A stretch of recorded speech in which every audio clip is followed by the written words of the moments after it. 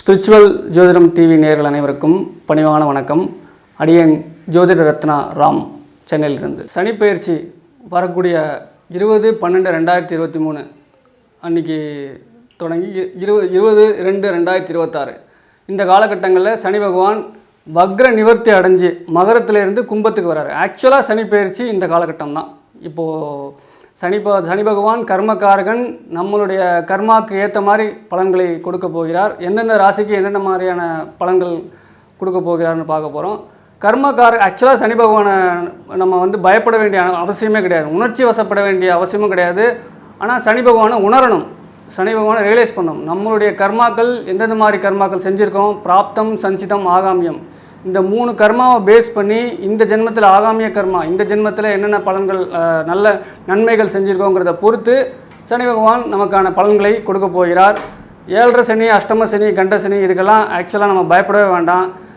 நம்ம என்ன செஞ்சுருக்கோமோ அதுக்கான பலன் கிடைக்கும் அப்படிங்கிற மைண்ட் செட்டில் இந்த வரக்கூடிய சனிப்பெயர்ச்சி, கும்பத்தில் இருக்கக்கூடிய சனிப்பெயர்ச்சி.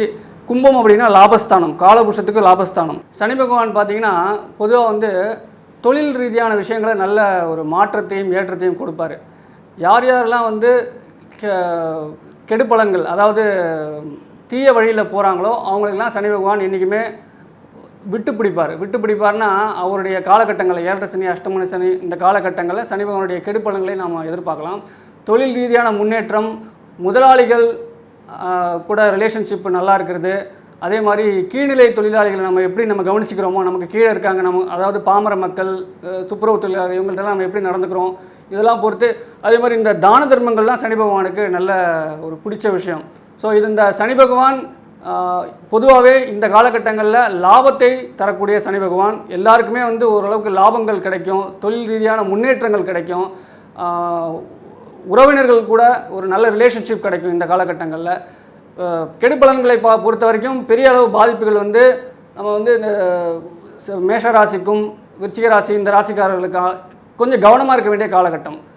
அதுவே சனி பகவான் இந்த காலகட்டங்களில் கும்ப சனி என்றைக்குமே கொட்டி கொடுப்பார், அதாவது பொருளாதார ரீதியாக முன்னேற்றத்தை கொடுப்பார் அப்படிங்கிறது தான். நம்ம அடுத்து இப்போ நம்ம ஒவ்வொரு ராசிக்கும், மேஷ ராசியிலேருந்து மீன ராசி வரைக்கும் சனி பகவான் எந்தெந்த மாதிரியான பலன்களை கொடுக்க போகிறார் அப்படிங்கிறத பார்க்க போகிறோம். துலா ராசி நேயர்களுக்கு அன்பான வணக்கம். துலா ராசிக்கு சனி பகவான் 5ஆம் இடத்தில் இருந்து கொண்டு, அதாவது பூர்வ புண்ணிய ஸ்தானம் சொல்லக்கூடிய 5ஆம் இடத்திலிருந்து பலன்களை தர இருக்கிறார். துலா ராசியை பொறுத்த வரைக்கும் சனி பகவான் யோகாதிபதி. யோகாதிபதி அப்படின்னா பெரிய அளவு ப்ராப்ளம்ஸ் எதுவும் வராது, பெரிய அளவு பிரச்சனைகள் வராது.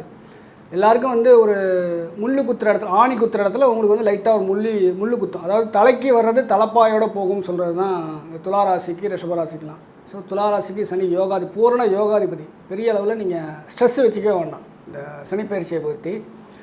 அதே மாதிரி பூர்வ புண்ணியஸ்தானம் அப்படின்னா இந்த குலதெய்வ வழிபாடு அப்படிங்கிறது கண்டிப்பாக நீங்கள் வச்சுக்கணும். இந்த காலகட்டத்தில் குலதெய்வ வழிபாடு வச்சுக்கிட்டிங்கன்னா ஒரு வருஷத்துக்கு ஒரு ட்ரிப்பாவது போயிட்டு வந்துட்டு இருக்கணும். போனீங்கன்னா நல்லது, போகலைன்னா கண்டிப்பாக அதற்கான முயற்சிகள் எடுங்க. போயிட்டு வந்தீங்கன்னா டெஃபினட்டாக உங்களுக்கு ஒரு மாற்றம் அப்படிங்கிறது தெரியும். துலா ராசினாலே ஒரு ஜட்ஜ்மெண்ட் கிரகம், ஜட்ஜ்மெண்ட் ஸ்தானம்னு சொல்லுவோம். ஒரு இன்னார் இப்படி தான் அப்படின்னு கணிக்கக்கூடிய நிலையில் நீங்கள் எப்போதுமே இருப்பீங்க. ஒருத்தர் கரெக்டாக ஐடென்டிஃபை பண்ணி அவர்கிட்ட எப்படி காரியத்தை சாதிக்கணும் அப்படிங்கிறதெல்லாம் உங்களுக்கு இயற்கையாகவே தெரியக்கூடிய நிலை. அந்த ராசியில் தான் சனி உச்சஸ்தானம். துலாம் சனிக்கு உச்சஸ்தானம், உச்சமடைகிறார். அப்போது அந்த ராசிக்கு 7ஆம் இடத்தை பார்க்கிறார், ராசிக்கு 11ஆம் இடத்தை பார்க்கிறார், ராசிக்கு 2ஆம் இடத்தை பார்க்கிறார். 7 அப்படின்னா களத்திர ஸ்தானம். களத்திரம் நட்பின் மூலம் கிடைக்கக்கூடிய ஆதாயங்கள், பொது ஜன தொடர்பு, களத்திரத்தின் மூலம் கிடைக்கக்கூடிய வருமானம். களத்திரம்னா கணவன் மனைவி, கணவனாக இருந்தால் மனைவி, மனைவியாக இருந்தால் கணவன்.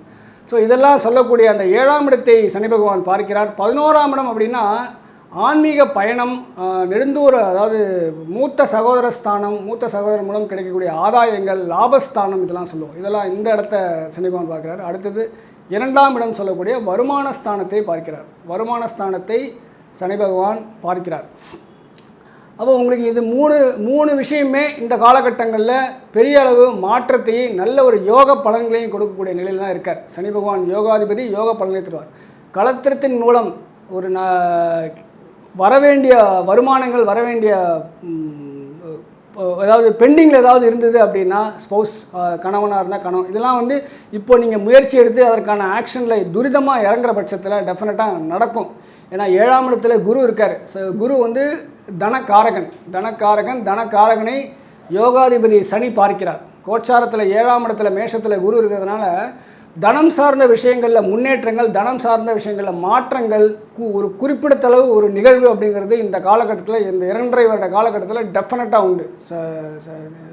துளாராசிக்காரர்களுக்கு, துளாராசி நேயர்களுக்கு நிச்சயமான ஒரு யோக பலன்களை, தனம் சார்ந்த விஷயத்தை கண்டிப்பாக கொடுக்கக்கூடிய நிலை தான் இருக்கார். அடுத்தது லாபஸ்தானம். உங்களுக்கு இந்த தொழில் மூலம் வரக்கூடிய லாபங்கள். அடுத்தது அடிமை ஜீவனத்தில் இப்போது ஃபார் எக்ஸாம்பிள் வந்து ஒரு பிஎஃப் பணம் வரணும், இல்லை ஒரு மொத்த பணம் வந்து எதிர்பார்த்துட்ருக்கேன், ரொம்ப நாளாக வரல அப்படிங்கிற விஷயங்கள்லாம் இந்த காலகட்டத்தில் கண்டிப்பாக நடக்கும். ஏன்னா யோக பலன்களை 11ஆம் இடத்தை பார்க்கிறார். 11ஆம் இடம் அப்படின்னா சிம்மத்தை வந்து சனி பகவான் பார்க்கறதுனால அந்த பலன்கள்லாம் ஓரளவுக்கு நடக்கும். அப்புறம் இந்த உற்பத்தி உணவு சார்ந்த தொழில் செய்கிறவங்களுக்கெல்லாம் இது அருமையான காலகட்டம், எக்ஸலண்ட்டான டைம். உணவு சார்ந்த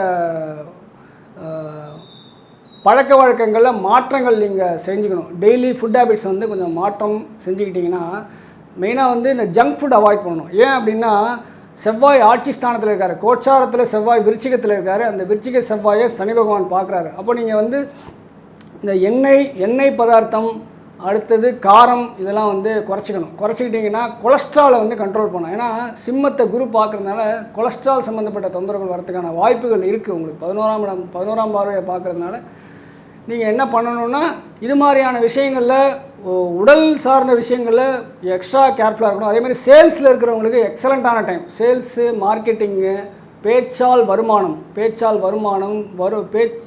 ஒரு பேச்சின் மூலம் வருமானத்தை அதிகப்படுத்தக்கூடிய, ஃபார் எக்ஸாம்பிள் வந்து அட்வொகேட்டாக இருக்கட்டும், இல்லை ஒரு கன்சல்டன்ட்டு, அட்வைசரு, சிஏ, இல்லை ஒரு ஏஜென்ட்டு, சேல்ஸு, மெடிக்கல் ரெப்ரசன்டேட்டிவ், இது மாதிரி துறையில் இருக்கிறவங்களுக்கெல்லாம் அருமையான காலகட்டம். ஏன்னா 2ஆம் இடத்துல வாக்குஸ்தானத்தில் செவ்வாய் ஆல்ரெடி உட்காந்துருக்காரு. ஆர்குமெண்ட் அப்படின்னா செவ்வாய் தான். ஒரு பிரதிவாதத்தை எதிர்கொண்டு நல்ல ஒரு ரிசல்ட்டை கொண்டு வரணும்னா செவ்வாயுடைய தொழில். அந்த செவ்வாயை சனி பார்க்குறார். 10ஆம் பார்வையை, 10னா தொழில் ஸ்தானம். அந்த தொழில் ஸ்தான பார்வையை வந்து அப்போது வருமானத்தில் பேச்சால் வருமானம் செய்யக்கூடிய எந்த தொழிலாக இருந்தாலும் துளாராசிக்காரர்களுக்கு நல்ல ஒரு பலன்கள் இந்த காலகட்டத்தில் இருக்குது அப்படிங்கிறது நிதர்சனமான உண்மை. நீங்கள் செய்ய வேண்டியதெல்லாம் என்னென்னா, பெண் தெய்வ வழிபாடு அப்படிங்கிறத நீங்கள் அவசியம் வந்து இந்த காலகட்டத்தில் வச்சுக்கணும். ஃபார் எக்ஸாம்பிள் வந்து வெள்ளிக்கிழமை துர்கை வழிபாடு, 10-12 ராகால டயத்தில் துர்கை வழிபடுறது, சனிக்கிழமை எள்ளு விளக்கு போகிறது, சனி ஹோரையில் நைட்டு 8 to 9 சனி ஹோரை, காலையில் 6 to 7 சனி ஹோரை, மத்தியானம் 1 to 2 அது வந்து கோயிலுக்கு போய் விளக்கு போட முடியாது. ஸோ இந்த மாதிரி சனி ஹோரையாக பார்த்து நீங்கள் சனி பகவானை பிரார்த்தனை பண்ணுற பட்சத்தில் குலதெய்வ வழிபாடு, புத்திர சந்தானம் அப்படிங்கிறது டெஃபினட்டாக உண்டு. புத்திர சந்தானம், முன்னோர்கள் மூலம் வரக்கூடிய ப்ராப்பர்ட்டி இஷ்யூஸு, இது ஏதாவது இருந்ததுன்னா அந்த டிஸ்பியூட்ஸ் எல்லாம் இந்த காலகட்டத்தில் தானாக சரியாகும். நீங்கள் வந்து நினச்சி பார்க்காத அளவுக்கு விலகி போகக்கூடிய, அதன் மூலம் பெரிய வருமானங்கள், பெரிய தன வரவுகள்லாம் இருக்குது உங்களுக்கு. ஏன்னா கும்பம் வந்து ஒரு குடம், ஒரு அருமையான ஒரு இடம். கும்பம் வந்து எக்கனாமிக்கல் ஸ்டெபிலிட்டியை சொல்லக்கூடிய இடம். அந்த இடத்துல சனி ஆட்சி பெற்று வலுவாக இருக்கார். அது வந்து காலபுருஷத்துக்கு 11ஆம் இடம் லாபஸ்தானம். இயற்கையாகவே அது லாபஸ்தானம். உங்களுக்கு வந்து அது பூர்வ புண்ணியஸ்தானம். இப்போ நீங்கள் வந்து இந்த பூர்வ புண்ணியம் சார்ந்த விஷயங்கள் எந்த முயற்சி எடுக்கிற பட்சத்தில் இது வந்து இந்த காதலிக்கிறவங்களுக்கு, ஏன்னா காதல் சொல்லக்கூடிய இடம் 5ஆம் பாவம், அவங்களுக்கெல்லாம் அது கரெக்டான டைம். 7ஆம் இடம், இப்போது கணவனாக இருந்தால் மனைவி மூலம் நடக்கக்கூடிய விஷயங்களை நீங்கள் கொஞ்சம் விட்டு பிடிக்கணும், நிதானமாக செய்யணும். நிதானமாக செய்யும்போது அவங்க மூலமாக கிடைக்கக்கூடிய விஷயங்கள் கண்டிப்பாக நல்லது நடக்கும். அதே மாதிரி நட்புகள்கிட்ட நீங்கள் வந்து ஏதாவது ஃப்ரெண்ட்ஸாக இருக்கட்டும், இல்லை ரிலேஷன்ஸு, இவங்கள்ட்டெல்லாம் வந்து கொஞ்சம் கவனமாக இருக்கணும். சம்டைம்ஸ் வந்து உங்கள் முன்னாடி ஒன்று பேசுவாங்க, பின்னாடி ஒன்று பேசுவாங்க. அது மாதிரியான அமைப்புலாம் இருக்குது. அப்போ நீங்கள் வந்து அவங்கள்ட்ட கவனமாக இருக்கணும். அவங்க மூலம் ஆதாயங்கள்லாம் உண்டு. ஆனால் நம்ம என்றைக்குமே வந்து ஒரு டிஸ்டன்ஸ் மெயின்டைன் பண்ணுறது நல்லது. அதே மாதிரி உங்களுக்கு இந்த சிம்மத்தை பார்க்கக்கூடிய சனி பகவான், சிம்மம் அதாவது 7ஆம் பார்வையாக வந்து 11ஆம் இடத்தை பார்க்கிறார்.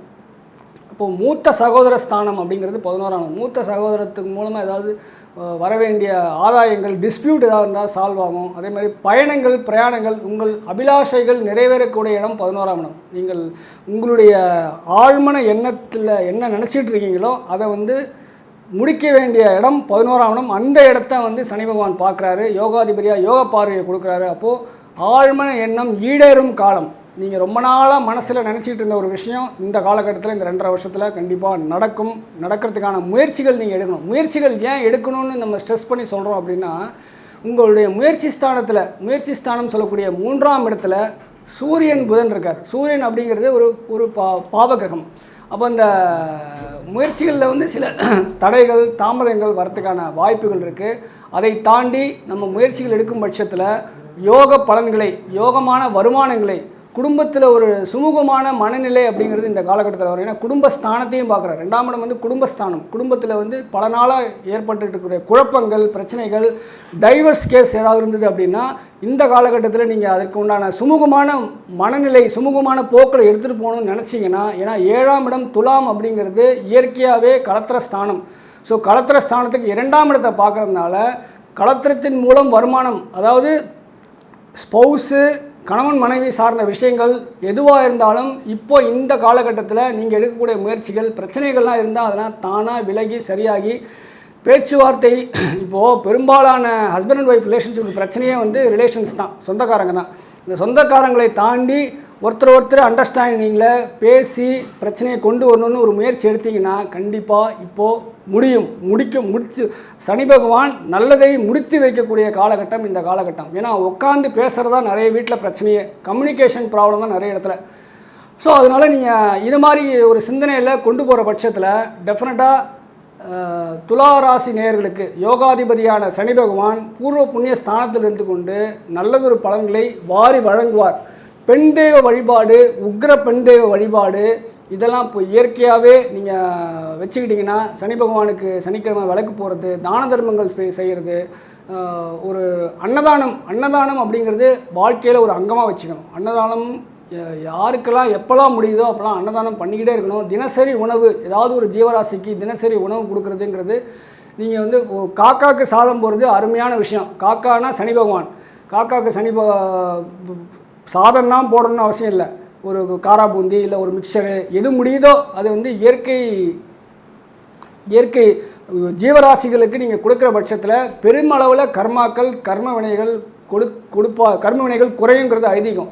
அப்போ இது மாதிரியான விஷயங்களை ஃபாலோ பண்ணி கொஞ்சம் கொஞ்சமாக உங்களுடைய கர்ம வினைகளை குறைக்கும் போது பிராப்தம் சஞ்சிதம் ஆகமியம், இன்னும் வேறு ஏதாவது கர்மா இருந்தால் கூட அந்த கர்மாவை தன்னகத்தை கொண்டு யோக பலன்களை வாரி வழங்குவதற்காக சனி பகவான் துளாராசிக்காரர்களுக்கு காத்து கொண்டிருக்கிறார்.